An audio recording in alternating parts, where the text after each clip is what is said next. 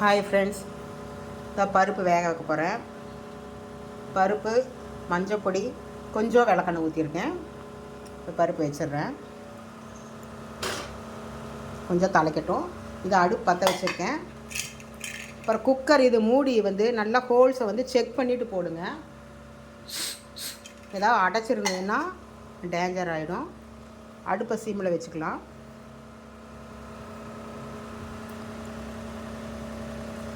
இப்போ இது கூட்டுக்கு வறுக்கிறதுக்கு நான் தக்காளி கூட்டு, ரசம், பருப்பு ரசம், உருளைக்கிழங்கு பொரியல் செய்ய போகிறேன். கூட்டுக்கு ஃபஸ்ட்டு வறுத்துக்கிறேன்.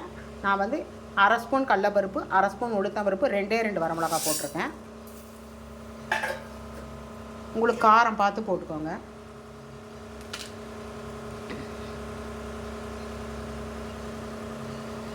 ஒரே ஒரு ஸ்பூன் எண்ணெய் மட்டும் ஊற்றினா போதும். கூட்டுக்கு வறுத்துக்கலாம்.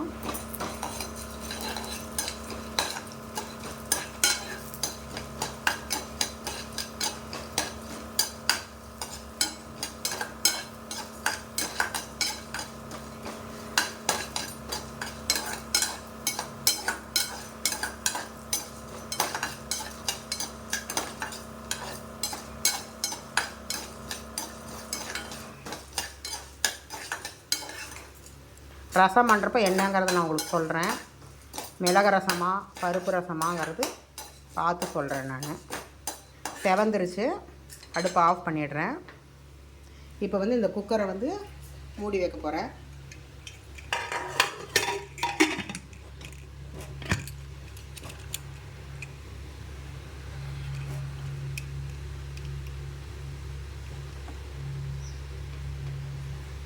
ஒரு நிமிஷம் மூடி வச்சிட்டேன்.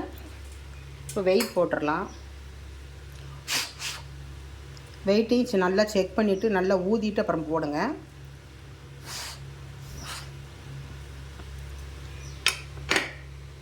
வேகட்டும். வெந்ததுக்கப்புறம் நான் உங்களுக்கு காமிக்கிறேன். இப்போ தக்காளி ரசம் பண்ண போகிறேன். ஒரே ஒரு தக்காளி பொடி பொடியாக கட் பண்ணியிருக்கேன். சின்ன எலுமிச்சம்பழ சைஸ் புளியை கரைச்சி அதில் ஊற்றிட்டு மஞ்சப்பொடி, உப்பு, பெருங்காயம், கொஞ்சம் நான் வெல்லம் போடுவேன். இஷ்டம் இருந்தால் போடுங்க, இல்லைன்னா வேண்டாம். ரசப்பொடி கொஞ்சம் போட்டுட்டு நல்லா கலந்து வச்சுருக்கேன். அதை அப்படியே வச்சு சிம்மில் வைக்க போகிறேன். நல்லா கலந்துட்டு சிம்மில் வைக்க போகிறேன். அடுத்தது கூட்டுக்கு தாளிக்கிறப்ப நான் உங்களுக்கு காமிக்கிறேன். இப்போ தக்காளி கூட்டு பண்ண போகிறேன். வடசட்டி காஞ்சிருச்சு.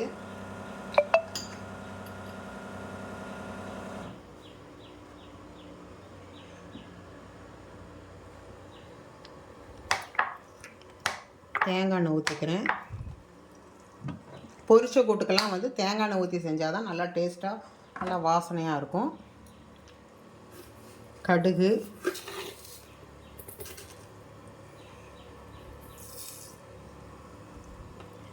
நல்லா பொரியட்டும்.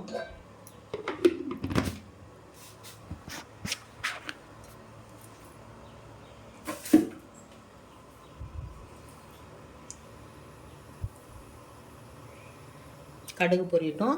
இதுக்கு கூட்டுக்கு கடலைப்பருப்பு, உளுத்தம்பருப்பு அரை ஸ்பூன் போட்டிருக்கேன். கடலைப்பருப்பு, உளுத்தம்பருப்பு, வரமிளகா 2 வரமிளகா, கொஞ்சம் தேங்காய் வச்சுருக்கேன். ஜீரகம் போட்டு அரைக்க போகிறேன்.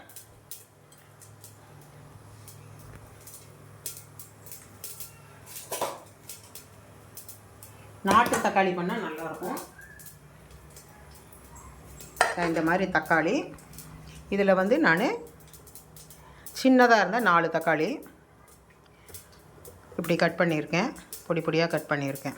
இது நாட்டு தக்காளி. பழத்துலேயும் பண்ணலாம், காயில் பண்ணால் நல்லா டேஸ்ட்டாக இருக்கும். ஒரு தடவை செஞ்சு பாருங்கள், உங்களுக்கே பிடிக்கும். இப்போ கடுகு வெடிச்சிருச்சு. கடுகு நல்லா வெடிக்கணும்.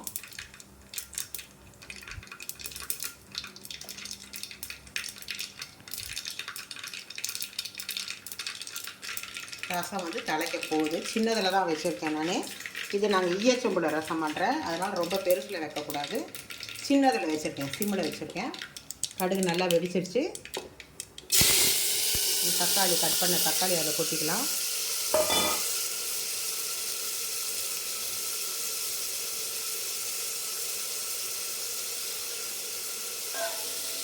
தண்ணி வந்து தக்காளியிலே விடும். ஒரு டம்ளர் தண்ணி ஊற்றிட்டு மஞ்சப்பொடி உப்பையும் போட்டு நல்லா கொதிக்க வைக்கணும். கொதிச்சதுக்கப்புறமா வேக வச்ச பருப்பையும் இந்த வறுத்து அரைக்கிறேன் பார்த்திங்களா, அந்த விழுதியும் கரைச்சி ஊற்றணும். அவ்வளோதான் தக்காளி கூட்டு. நான் தாளிக்கிறப்போ உங்களுக்கு நான் காமிக்கிறேன். கூட்டெல்லாம் வறுத்து கொட்டுறப்போ காமிக்கிறேன். தக்காளி கூட்டுக்கு வந்து தேங்காய் எண்ணெய் ஊற்றிருக்கேன், கடுகு போட்டிருக்கேன். கடுகு பொரிஞ்சதுக்கப்புறமா தக்காளி 3 தக்காளி, பெரிய தக்காளியாக இருந்தால் 3, சின்னதாக இருந்தால் ஒரு 4 தக்காளி போடலாம். பொடி பொடியாக கட் பண்ணி அதை போட்டிருக்கேன். அதில் வந்து மஞ்சப்பொடி உப்பு போட போகிறேன்.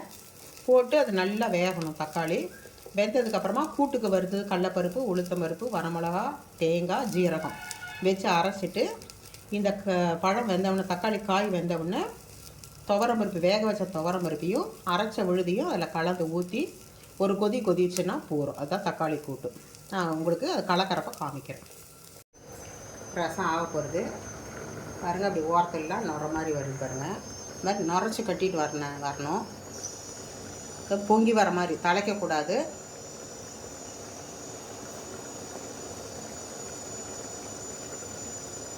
ஆஃப் பண்ணிடலாம். இந்த கூட்டு வந்து தக்காளி வெந்துருச்சு.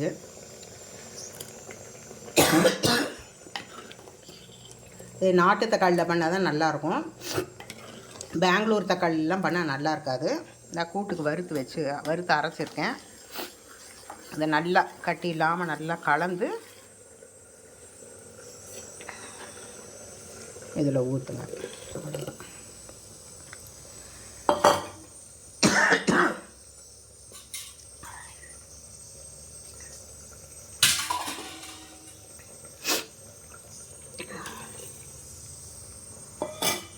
அவ்வளோதான். இது வந்து ஒரே ஒரு கொதி.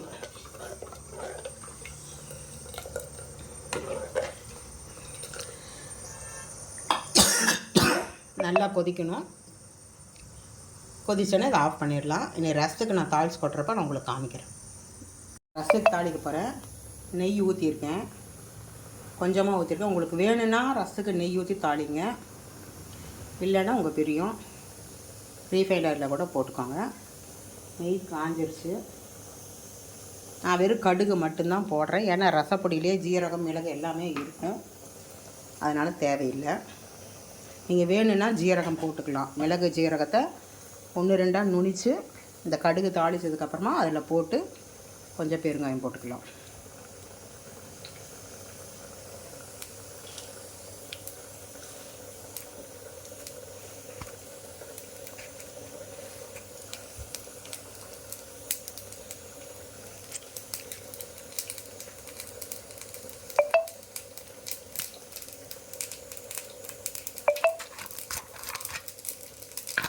கடுகு வெடிச்சிருச்சு.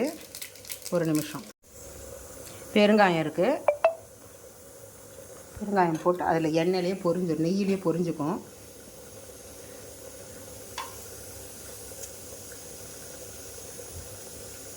அப்படியே ரசத்தில் கொட்டிடலாம். கொத்தமல்லி தழை தூவி மூடி வச்சுட்டா ரசம் முடிஞ்சது.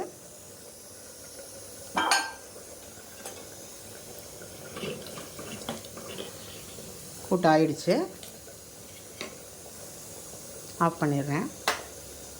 உருளைக்கிழங்கு பொரியல் தாளிக்கிறப்ப உங்களுக்கு காமிக்கிறேன். உளுத்தம்பருப்பு போட்டிருக்கேன். நல்லா செவக்க வறுக்கணும். வறுத்துருச்சு. உருளைக்கிழங்கு நல்லா தண்ணியை வடித்து கொட்டிக்கலாம். அடுப்பை சிம்மில் வச்சு போடுங்க.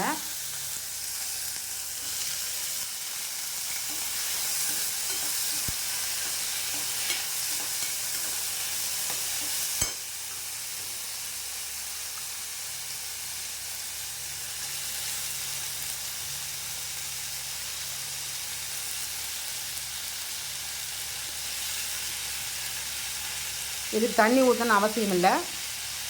சிம்மிலேயே வெந்துடும். எண்ணெயிலேயே 2 ஸ்பூன் எண்ணெய் ஊற்றிருக்கீங்களா, அதுலேயே வெந்துக்கும். லைட்டாக மூடி வச்சிங்கன்னா போதும்.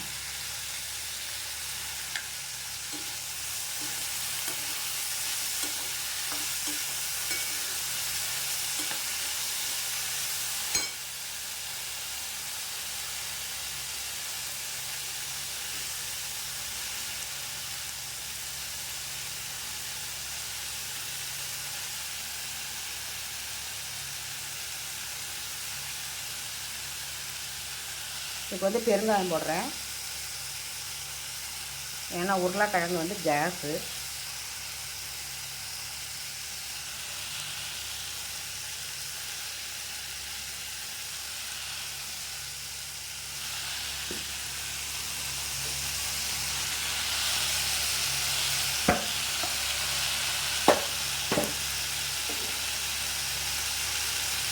அடுத்து வந்து மஞ்சள் பொடி போடுறேன்.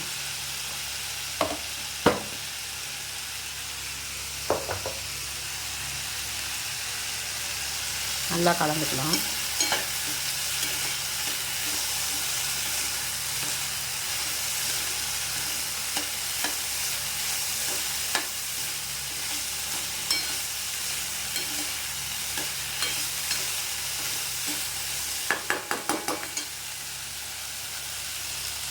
உப்பு போட்டுக்கலாம்.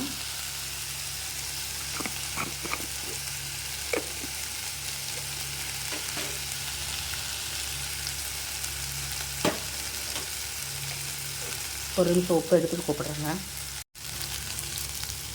பொரியல் செய்கிறேன்.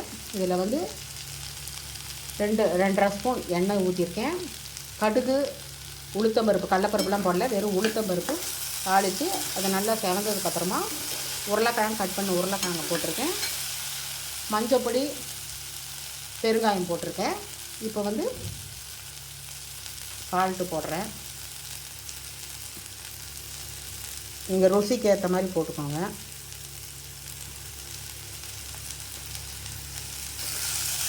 சால்ட்டு போட்டால் சீக்கிரம் வந்துடும்.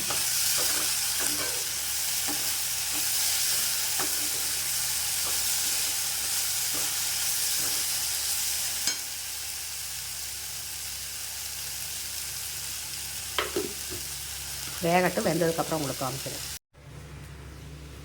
இன்னத்த சமையல் சுட சுட சாதம், பருப்பு ரசம்,